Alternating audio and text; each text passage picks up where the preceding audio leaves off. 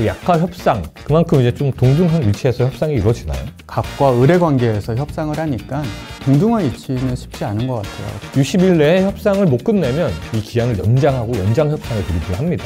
최근에는 기간 연장이 좀 많아지고 있습니다. 워낙 환자분들이 기다리고 있는 약들이잖아요.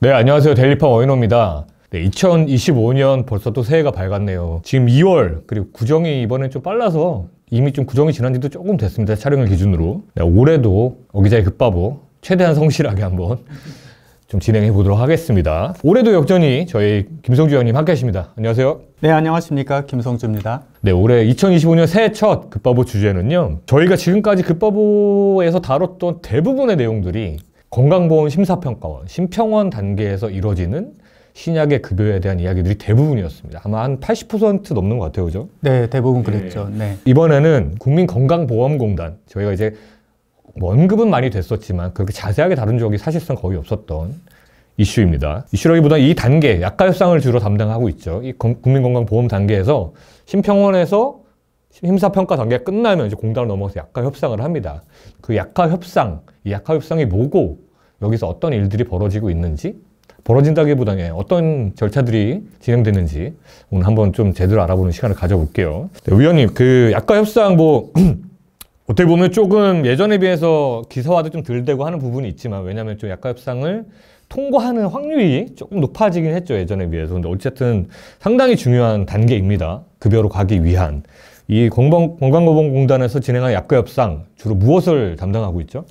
편의상 이제 공단이라고 얘기를 할게요. 공단은 신약의 최종 보험 상환 금액과 사용량을 제약사와 협상을 통해 결정하는 그런 역할을 하고 있습니다. 그래서 말씀 주신 거대로 심평원에서 급여 적정성이 인정받은 그런 신약의 경우 이제 공단 협상을 진행하게 되는데, 공단 협상에서는 심평원의 통과 가격보다 낮은 그런 금액으로 최종 약가를 결정을 하게 되어 있고요. 높아질 일은 절대 없는 거죠? 네, 심평원보다 높아질 수는 없습니다. 그래서 심평원 통과 가격 이하에서 협상을 한다라고 생각하시면 되고, 그리고 우리나라에는 사용량 약가 연동 협상이라는 게 있어요. 그래서 신약의 경우에는 우리가 제약사가 공단과 협상을 통해서 어느 수준으로 팔겠다라고 합의를 했는데, 실제 매출이 그거보다 훨씬 더 많이 팔게 되면 공단이 제약사를 부르죠.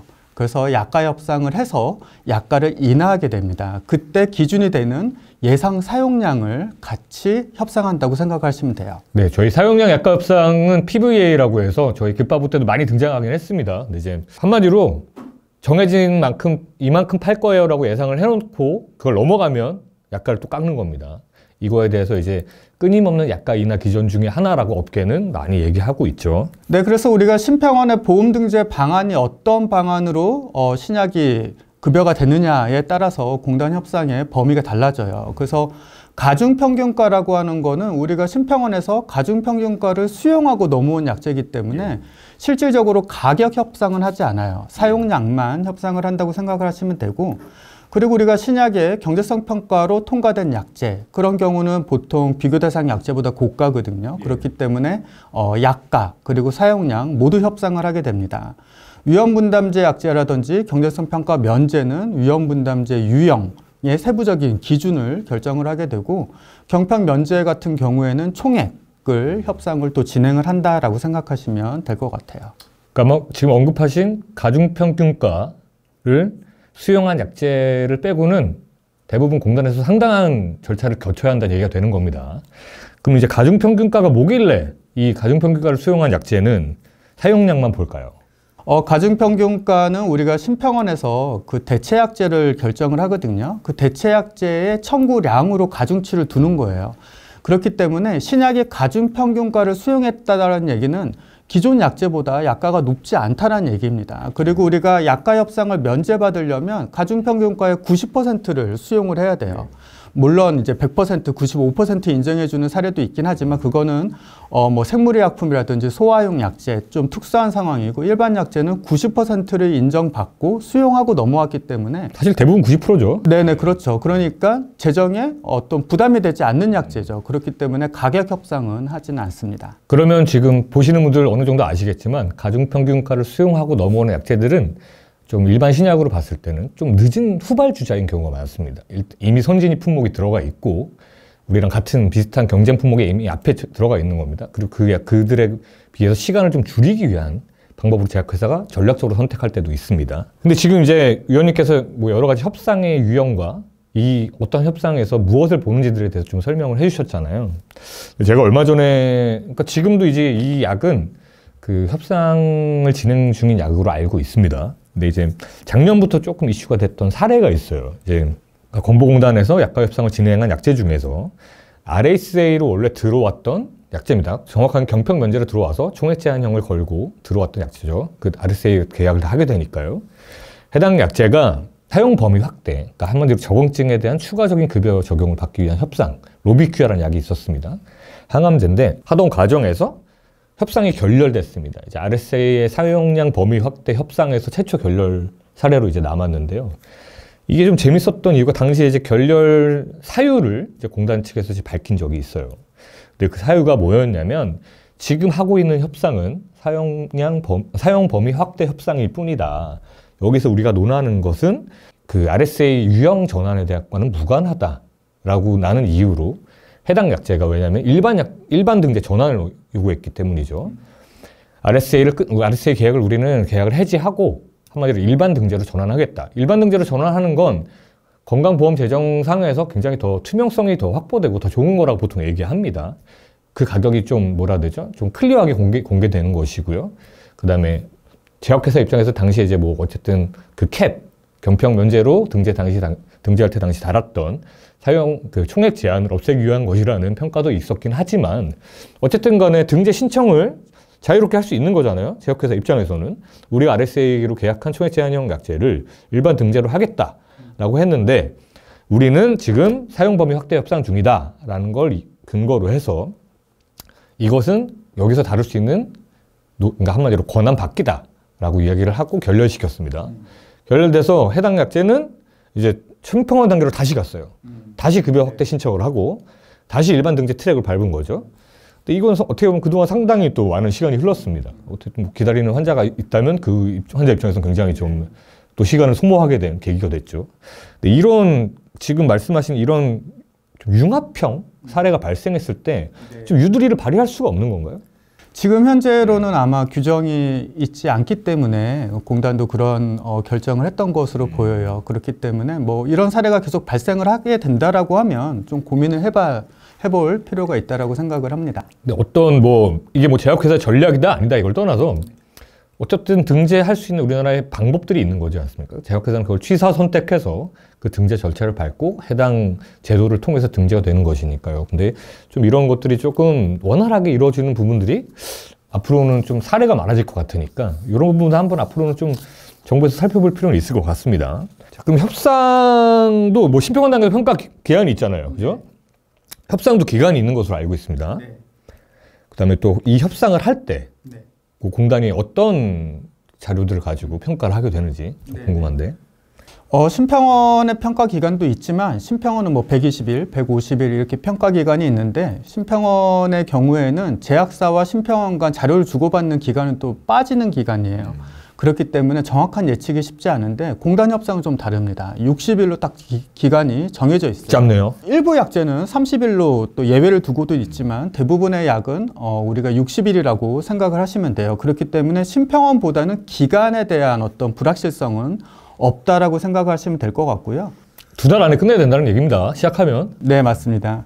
그리고 공단 협상을 할 때는 협상으로 이제 우리가 여러 가지 근거들을 살펴보게 되는데 심평원의 평가 결과가 상당히 중요하다라고 할 수가 있고 그리고 이제 외국 상황 그리고 공단 같은 경우에는 심평원은 선진 8개국의 어떤 그런 정보를 보는데 공단은 대만, 싱가포르를 포함한 OECD 국가의 어떤 현황들을 살펴보게 되어 있어요. 그리고 대체약제와의 어떤 상대 비교가라든지 그리고 가장 중요하게 보는 당연히 보험 재정 여러 가지 자료들을 갖고 협상을 한다라고 생각을 하시면 될 것 같습니다.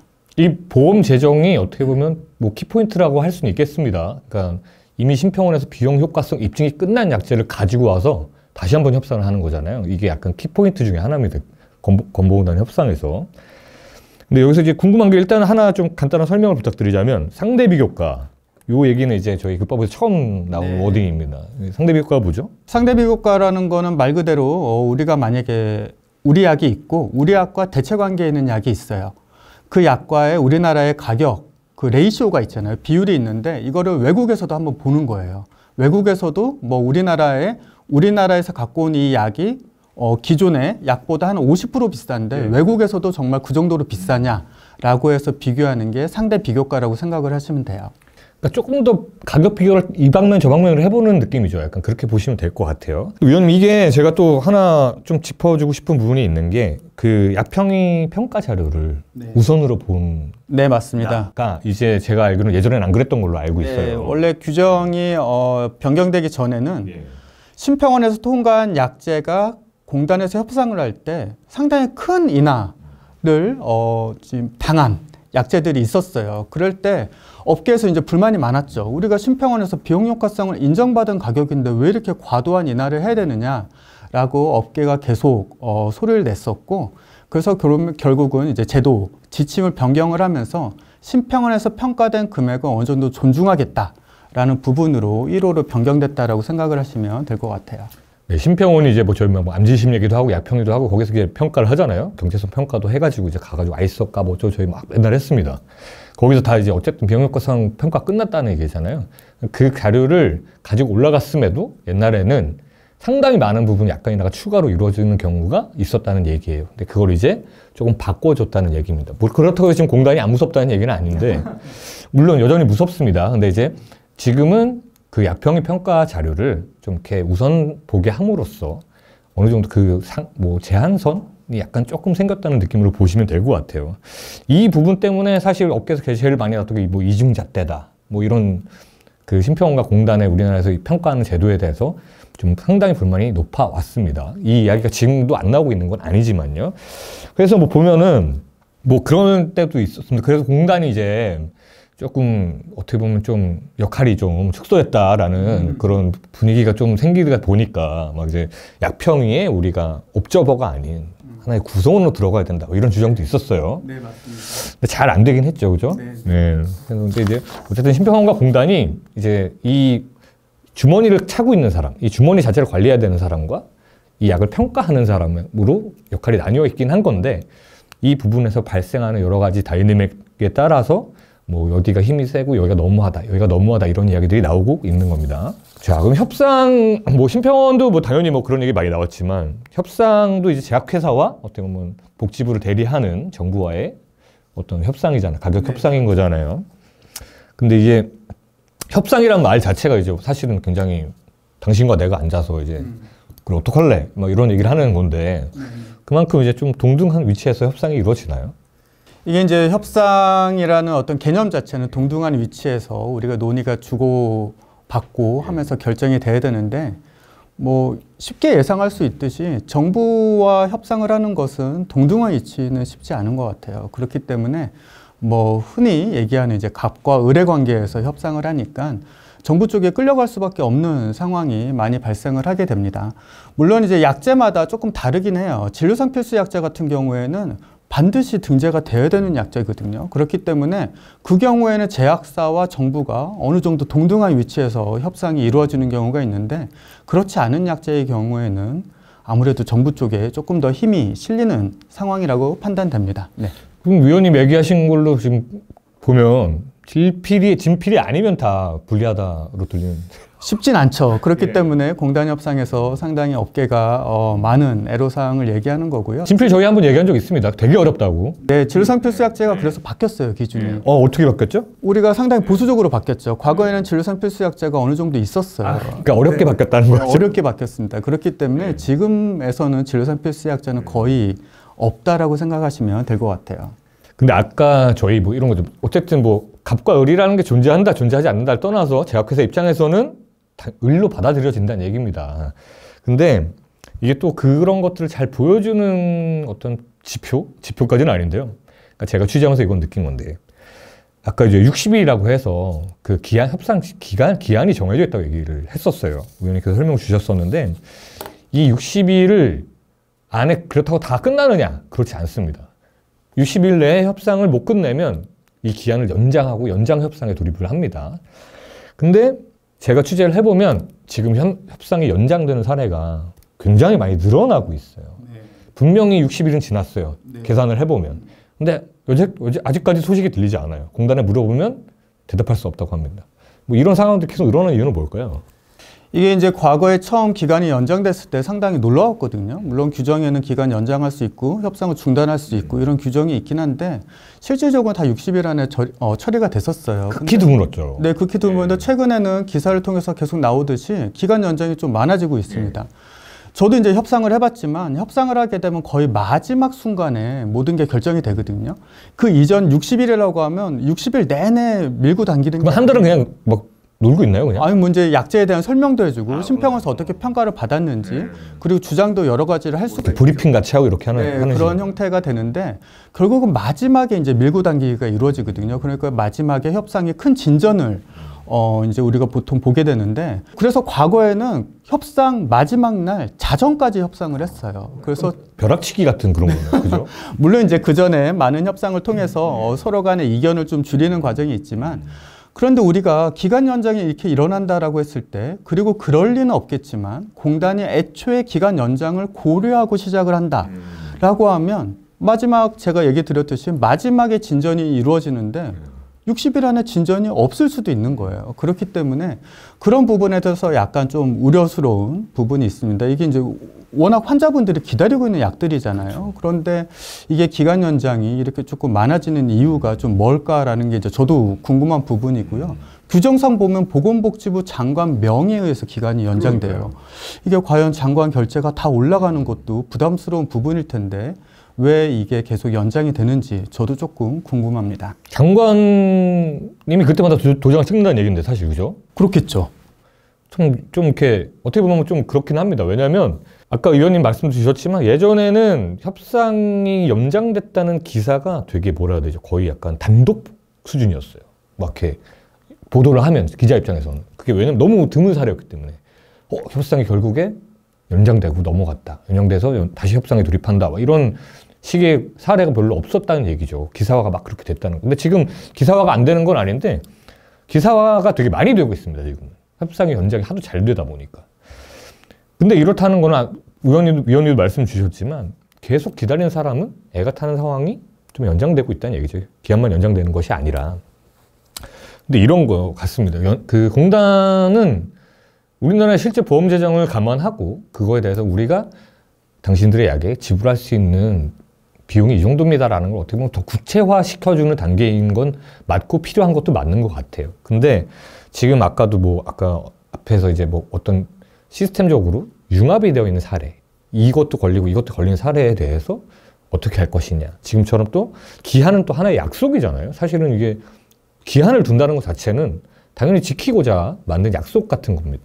근데 그것을 이제 그 약속이 어겨지고 그 약속을 좀 미루는 일들이 많아지는 것이 제도 안에서 이루어지고 있다는 것은 조금 생각해 볼 필요는 있을 것 같아요. 그러니까 공단의 역할은 역시 중요합니다. 여전히 중요한 만큼 지금 공단이 실제적으로 신약을 접근성과 어떤 우리나라 보험 재정 사이에서 가운데 서서 해줘야 되는 역할에 대해서 조금 어떻게 보면 이 제도 개선이 필요한 부분에 대해서 한번 돌아보기도 하고 그다음에 어떤 정해진 약속에 대해서는 최대한 지키려고 노력하는 모습도 조금 필요하진 않을까 한번 생각해보면 좋을 것 같아요.